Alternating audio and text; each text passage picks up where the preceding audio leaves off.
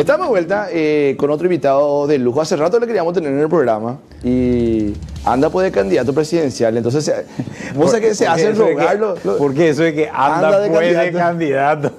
Martín Saneman, gracias por venir. Encantado de estar contigo, por supuesto. Vos sabés que no queríamos tenerte en el programa y el otro día le encontré a un amigo en común que tenemos, allá Martín. Me dijo, che, ¿no le invitaste todavía? La misma tarde le encontré a Pablo Amarilla y me dice, y todavía no le llevaste a Martín a tu programa, me dice. Y la andamos buscando por ahí, pero se anda. Los candidatos presidenciales son más difíciles de traer al programa. No, eso no te preocupes. Nosotros estamos acá para responder cuántas inquietudes. ¿Y cómo va el proyecto? Va muy bien. Va mejor, creo que de lo que pensábamos, ¿verdad?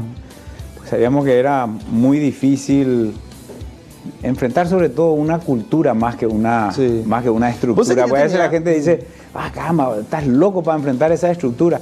No, en realidad lo que estamos haciendo es enfrentar una cultura. Me voy a relajar para hablar contigo porque en verdad quiero hablar del meollo de este tema del PLR. Vos sabés que yo tenía la esperanza, decía yo dentro mío, con esta crisis de la enmienda, con la crispación que había entre los dos equipos grandes del Partido Liberal, decía, puede ser que alguien tenga la magnífica idea de decir a los dos equipos, muchachos, ¿qué tal si nos calmamos y buscamos a alguien que esté por encima de los equipos, que venga de afuera a aglutinar y a buscar la unidad?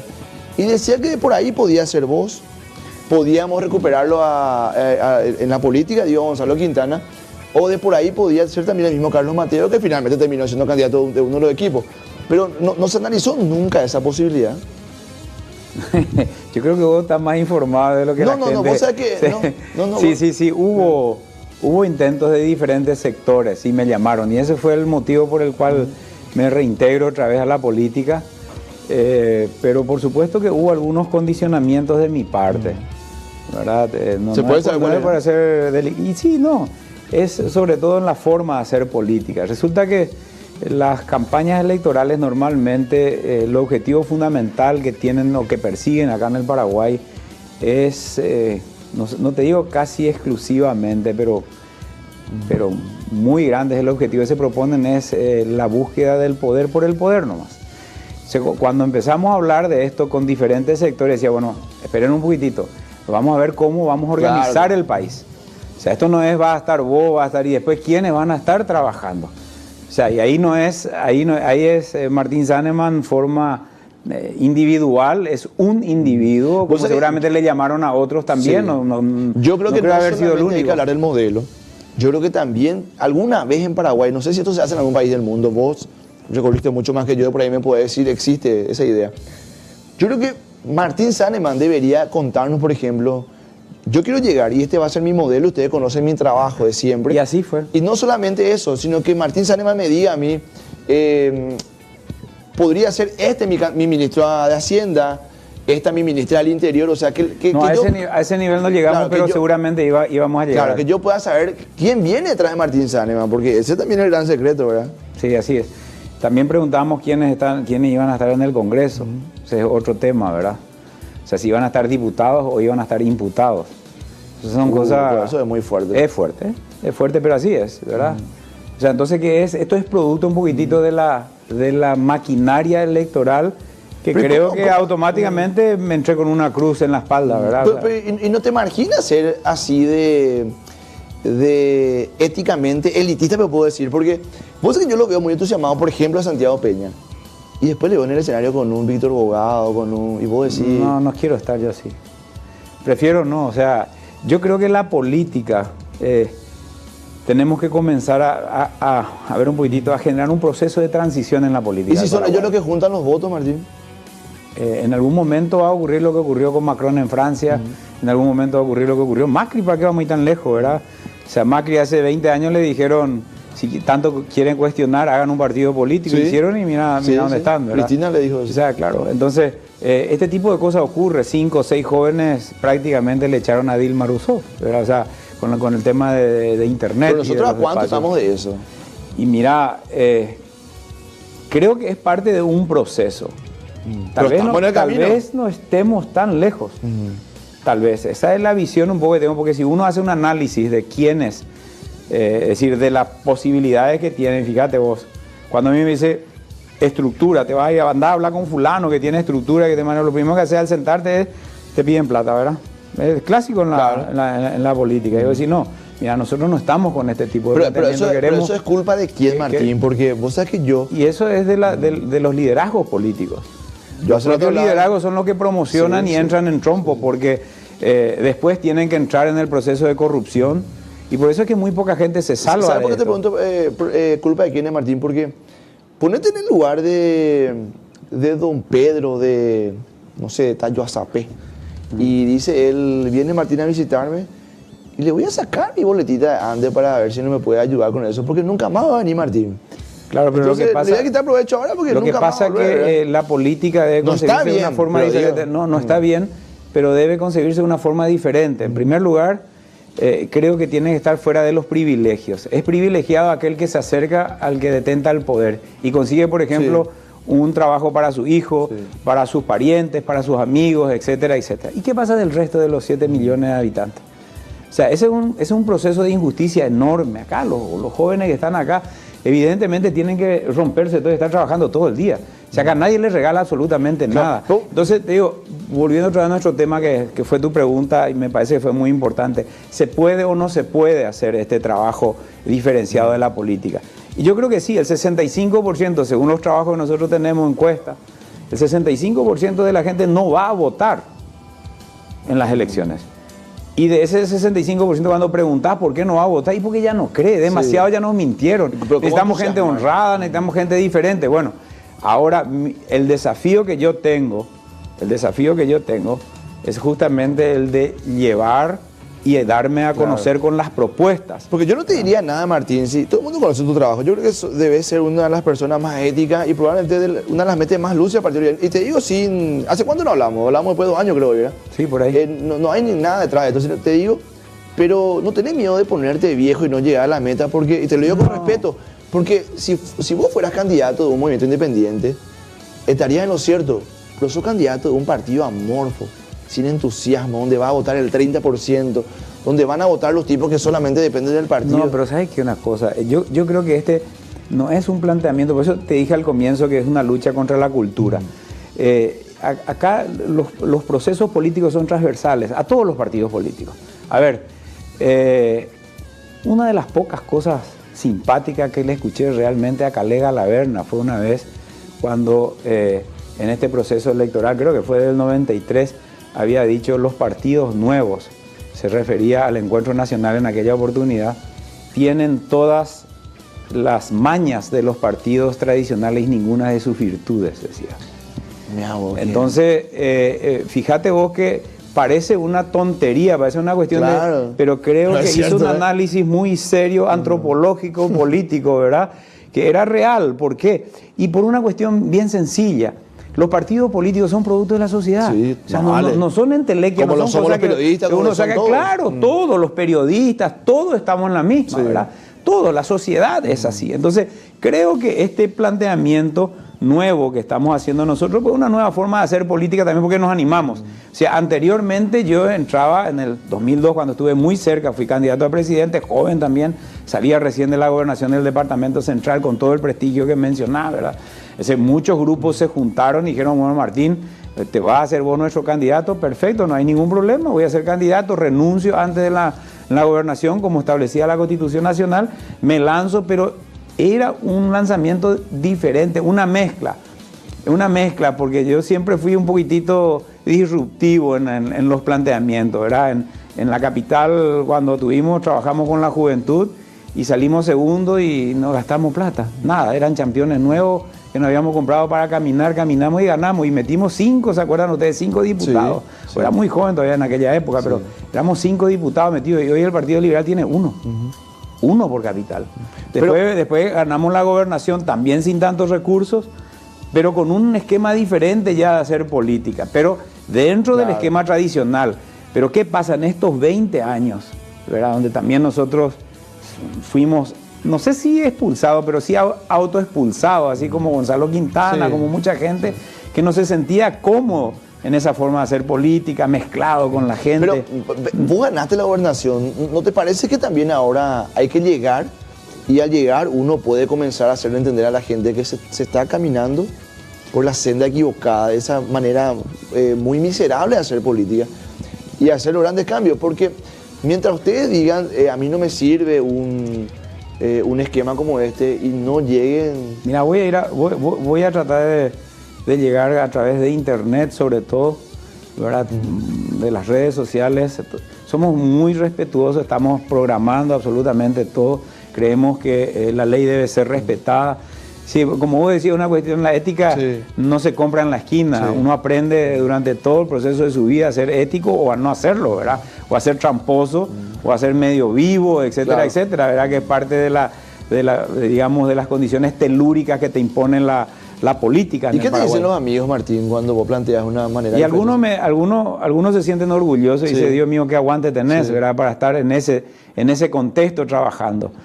Otros me dicen, estás loco, te compraste una cruz otra vez. O cuanto menos te dicen que sos nostálgico de la política. Porque... No, me dicen sobre todo que me compro una cruz.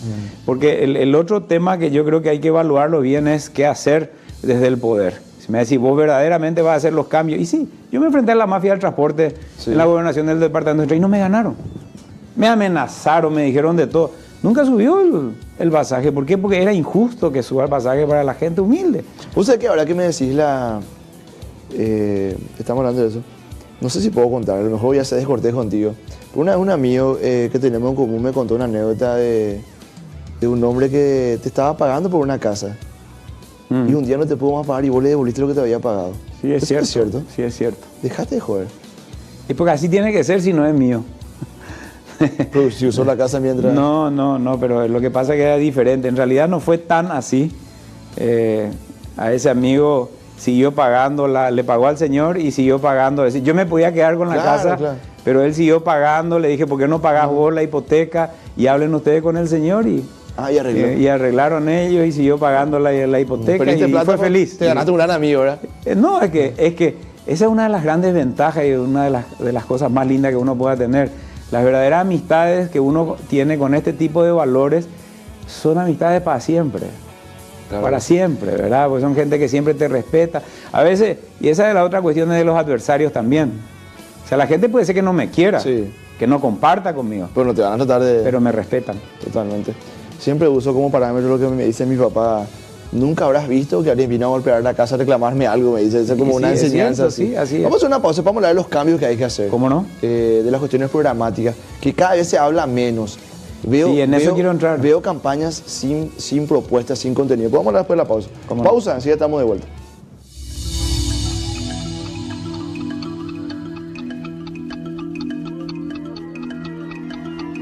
Estamos de vuelta en el último bloque del Mano a Mano de esta noche. Estamos hablando con Martín Sannemann. Fue gobernador de Central. ¿Qué tal tu experiencia en Estados Unidos, Washington? ¿Cómo nos conocen allá? ¿O no nos conocen luego? Mira, fue una muy buena experiencia realmente, pero a mí me tocó una etapa muy difícil. Claro. Que creo que me faltaba en mi currículum la etapa. Siempre estuve vinculado a la cuestión internacional. Cuando era diputado fui miembro del Consejo de Cancillería. Tuve cargos internacionales en la época de la juventud, en la época de Stroessner, ¿verdad? Estuve en Bruselas, fui vicepresidente de la IFLRI, de la Federación Internacional de Juventudes Liberales, presidente de la FEJOL, es decir, tenía pero nunca me imaginé que iba a ser tan importante, sobre todo en una etapa tan difícil. ¿Y fue un balance positivo? Paraguay, sí, para mí sí, muy positivo. Muy positivo. Bueno, acá hay dos, yo creo que no nos ven. Que es lo más grave. O sea, cuando vos me decís, sos muy bueno cuando decís cómo nos ven, en realidad nosotros no existimos a nivel internacional. No existimos, digo, porque hay algunos países muy pequeños. ¿Y qué pasó con aquello de ubicar al Paraguay en el concierto de las naciones? Que decía, no, es historia eso. Pero eso yo creo que tiene que ver con algo que vamos a tocar, que tiene que ver con una cuestión programática. Yo, por ejemplo, creo que debe darse en el marco de las relaciones internacionales lo que se llama diplomacia de gestión. A ver, la diplomacia que hoy tenemos todavía en el Paraguay es una diplomacia clásica, una diplomacia del té, del 5 o'clock tea, ¿verdad? De ahí donde se van a reunirse, donde se van a hablar, pero en realidad hay muy poca gestión. Yo me iría más a la diplomacia parecida a la chilena, ¿verdad? Que es una diplomacia súper eficiente, donde verdaderamente la gente que representa son vendedores de Chile. Son vendedores, por eso es que Chile aparece en todos lados. Y esto me ha ocurrido una vez cuando estuve invitado por la UNESCO fui a dar una charla que me pidieron sobre temas de descentralización en Francia y me sentí en un momento tan importante porque estaba en la reunión, estaba escuchando el debate, estaba escuchando el embajador chileno. Y después al salir nos invitaron a una cena y me voy yo, y él también estaba con el rector de las universidades, y le digo yo, gracias, señor embajador, muchas gracias por venir a escuchar. A mí me encantaría muchísimo también sobre la cuestión del proceso que está viviendo Chile, porque es diferente a la descentralización en el Paraguay, a las regiones, y empiezo a hablar con él y me dice, doctor, te voy a comentar algo. En realidad yo vine porque me interesó el tema, pero vine, ¿sabes para qué? Por dos cosas. Y nosotros tenemos obligaciones de vender productos, sí, y la otra es de conseguir becas. Y como era una universidad, en el ámbito universitario, él se iba y se reunió y sacó provecho de, de las reuniones donde no estaba, ni siquiera se fue a visitarme el embajador de Paraguay ahí. Tenés mucha razón con eso. Vos sabés que con este tema, 2 meses llevamos con el programa y ando saliendo un poquito más. Me invitan y voy a las charlas, a los agasajos, para conocer un poco lo que se hace también a nivel país, a nivel diplomático. Y el otro día me tocó conocer al embajador uruguayo en Paraguay, Federico Peraza. No sé si lo conoces. Sí, lo conozco. Y me llamó la atención porque es un embajador diferente al que solemos ver. El tipo está en todas. Se presentan vino uruguayo acá, él está ahí, él abre el mercado, él hace la gestión. Dije yo, esto salía a ser un embajador, ¿verdad? Eso es diplomacia de gestión. Pero sobre todo en las relaciones bilaterales. A mí me tocó una multilateral que es el de la OEA. Y llegué a ocupar el cargo más importante de la OEA, que es el presidente del Consejo Permanente, ¿verdad? Elegido por los pares y bueno, y me tocó en época de crisis, claro, porque cuando llegué justamente llegaba en una época muy difícil, el cambio de gobierno, ¿verdad? Fue una época bastante compleja y creo que me habían enviado también porque era un tema político importante que conocía, entonces me fui a Washington. No sé si me fui porque creían que era importante o porque a veces molestaba con mis críticas acá, que probablemente puede haber sido. No, pero según lo que me dijo el dueño de uno de los medios de comunicación acá, que una vez estuvimos hablando con él, o sea, vos te exiliaron. Digo, ¿yo qué? Y es un exilio político. Ese claro creo que no. Por ahí te enviaron embajador a Portugal. No. Pero sí, pero fue muy interesante. Tuve la oportunidad de hacer grandes amigos, inclusive algunos adversarios del momento. Me despidieron con aplausos, o sea que eso fue tal vez el orgullo más grande. Y hasta se habló de que pudiste haber continuado. No, era muy difícil porque cómo iba a defender algo que no creía también, ¿verdad? O sea, era algo... Se hablaba así, que no, pero gracias a Dios me sacaron me pidieron que me vaya. ¿Fuiste el primer gobernador de Central desde que se elige gobernador? No, el segundo. El segundo fuiste. Wagner fue el primero. El primero fue Wagner. ¿Qué tal la experiencia? Fabulosa, sobre todo por haber demostrado que sin recursos, para mí una experiencia, porque la experiencia que tenía era solamente de la Cámara, era una experiencia de ejecutivo maravillosa, que me enseñó a trabajar con la comunidad, me enseñó a fijar claramente los objetivos, me enseñó a planificar. Teníamos un trabajo, un grupo extraordinario de... Y si alguien te pregunta, ¿qué le dejaste al departamento? Muchísimo.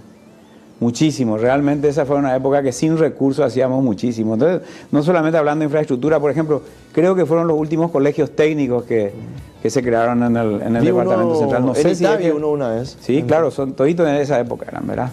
Son los colegios técnicos que nosotros definimos porque veíamos que podía, avisorábamos que era importante para los jóvenes. Había un ejército de jóvenes que no tenían ningún tipo de posibilidad de conseguir trabajo.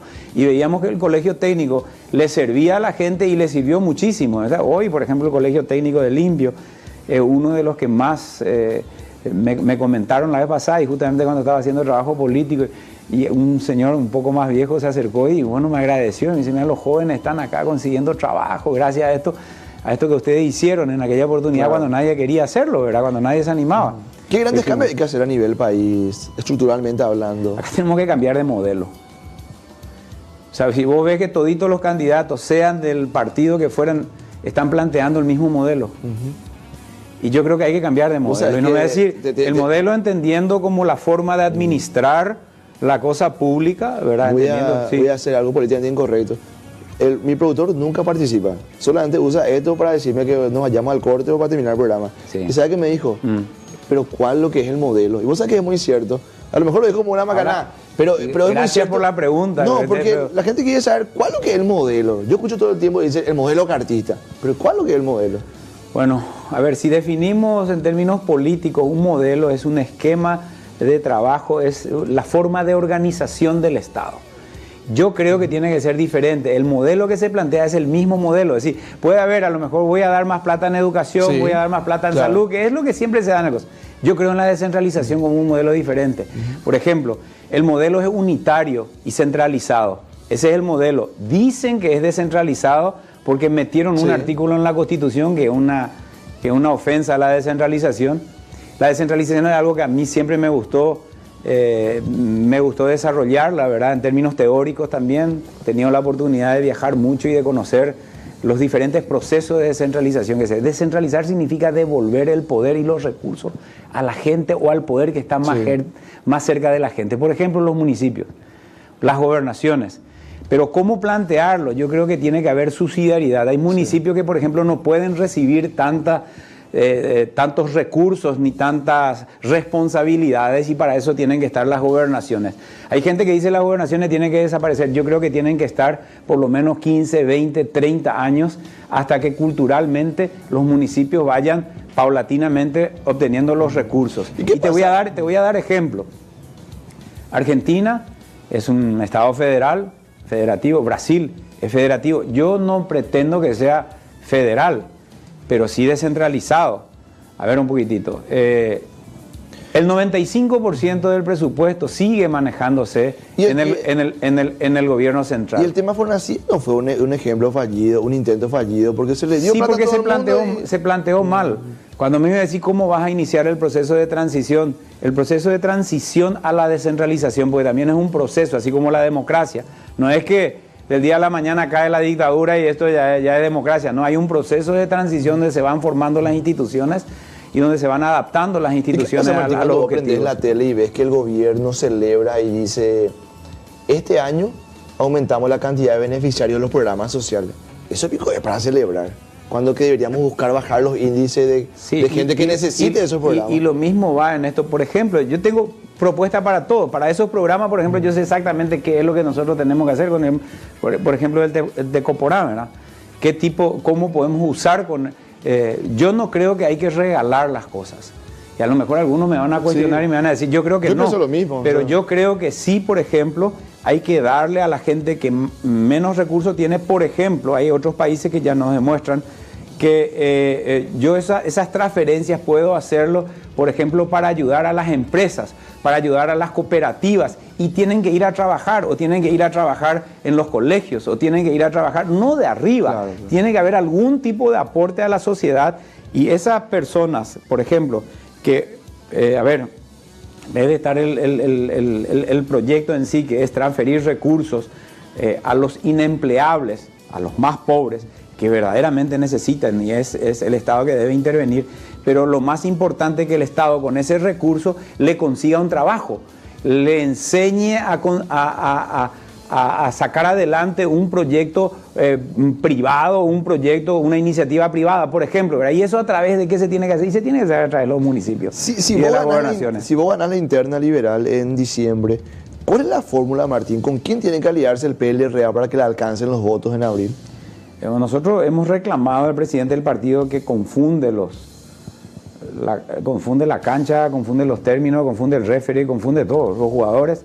Él, por ejemplo, a veces habla una alianza ahora sin haber hecho la interna todavía. Habla como candidato, a veces habla como presidente del partido. Sí. Hay una mezcla, ¿verdad?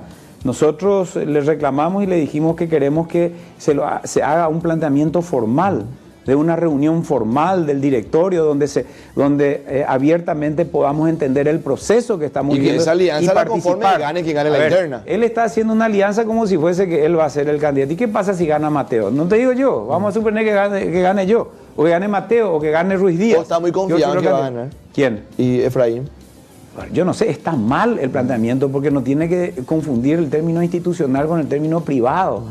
por eso están así nuestros partidos políticos, por eso hay crisis en los partidos políticos, por eso que hay dos posiciones que son antagónicas, ¿verdad? Cuando le toca a uno, que es lo mismo que pasaba a Llano, cuando yo vine a participar de aquella famosa urnas de libre, había renunciado a una oportunidad porque imagínense, del partido me echaron con policía y quien estaba ahí ya no estaba en aquella época. O sea, ¿cuál es la diferencia entre uno y otro? Por eso es que el problema, hoy ya no se queja de Efraín Alegre que no le da oportunidad. Totalmente. Entonces nuestro problema es un problema institucional. Cuando la gente dice queremos unidad, es cierto, todos queremos unidad. Pero la unidad, ¿sabe cómo se consigue? Con la institucionalidad. Cuando hay respeto a la institución, respeto a la ley, respeto a los... La gente siempre dice, no me voy a votar porque no hay buenos candidatos, ¿verdad? Y te voy a decir, yo tengo mi cuestionamiento de Efraín, o sea, y francamente creo que Efraín está muy lejos de ser una hija Ayala, o sea, no lo votaría. Carlos Mateo me parece una persona muy interesante, me parece buena persona, me parece un intelectual de la política. No me gusta el llanismo, o sea, el sostén que hoy lo soporta no me gusta. Pero también estás vos y está Herminio Ruiz Díaz. O sea, ¿qué más quiere la gente para ir a votar y elegir entre ustedes? Sí, esa es la pregunta que nos hacemos nosotros y creo que la gente debería hacerse antes de dormir, conscientemente, ¿verdad? No soñar a veces algunas cosas, es decir, no decir, bueno, ¿cuál es mi participación? Y la vez pasada decía un amigo, me pareció muy interesante esto, me decía... con una mano tal vez no pueda cambiar, con una mano no puedo cambiar, pero a lo mejor con un dedo marcado, claro, puedo cambiar. Con la tinta, con la tinta y un dedo verdaderamente que me obligue a elegir, no a ir a votar. Si la gente buena no participa, Martín, lo que hace es dejar libre toda la mitad de la cancha y el arco libre, y después viene un gordito y te hace un gol de media cancha con una pierna y estamos todos jodidos. Gracias, Martín, por venir. A la orden. Gracias. Encantado de estar con ustedes. Y todo el éxito del mundo para la campaña, por sobre todo. Gracias, muy amable. Retornamos mañana con otro mano a mano aquí por las pantallas de Lobo.